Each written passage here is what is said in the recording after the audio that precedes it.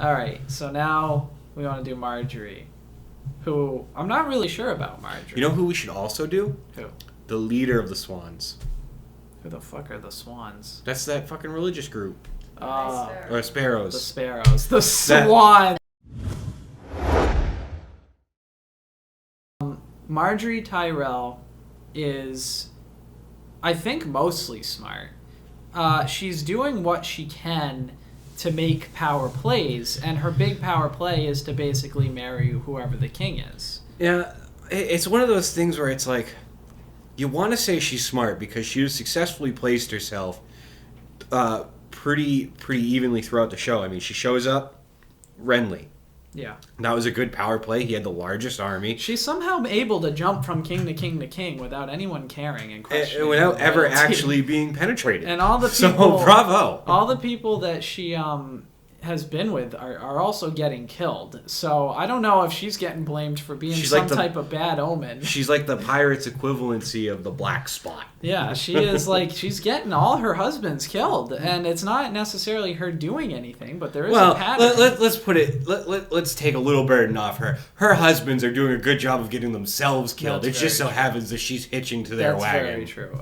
She has demonstrated a high level of intelligence in one specific area. I wouldn't get carried away. I mean, she's displayed intelligence. Yeah. But my biggest issue is she is intelligent enough to see power and to seek it, but she's also not intelligent enough that she's going for it with the cheapest trick. Yeah, I think that is a valid point. But here is where she's strong. When she was married or about to be married to Joffrey, and she was kind of grooming him, getting to know him, Queen Cersei was very upset because she knew that Margaery was gaining quite a bit of influence over Joffrey. And here's the biggest thing. Margaery was able to get the people of King's Landing to like Joffrey, who everyone knew was like this fucked up kid who publicly had Ned Stark killed.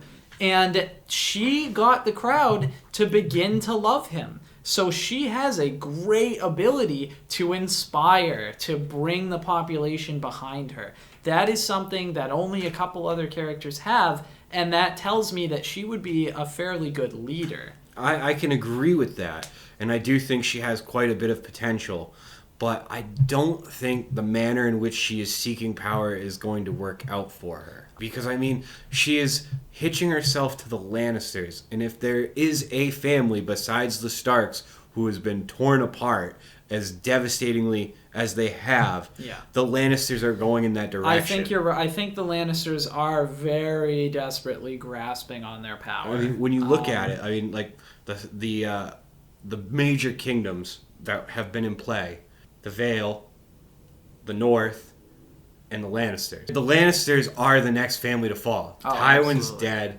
Fucking Cersei's lost everything. Yep. Jaime is never been anywhere in a position to take political power, and his life choices have taken away most opportunities for him to be able to do that going forward. Yep. Joffrey's dead. Yep. Robert, who is technically a Lannister in part by marriage, is dead and was the only one who has achieved anything of any significance. Yep. And you've got a retard in Tommen. And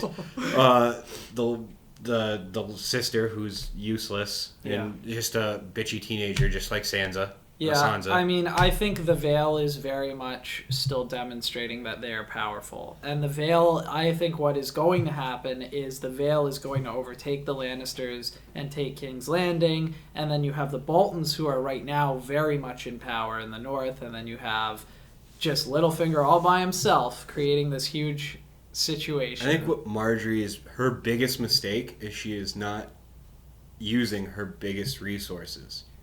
Because the Tyrells, they are the only family who have remained unscathed. Nobody has died. Yeah. They're the second richest family, and probably going to become the richest because the Lannisters' head has been cut off. Yep.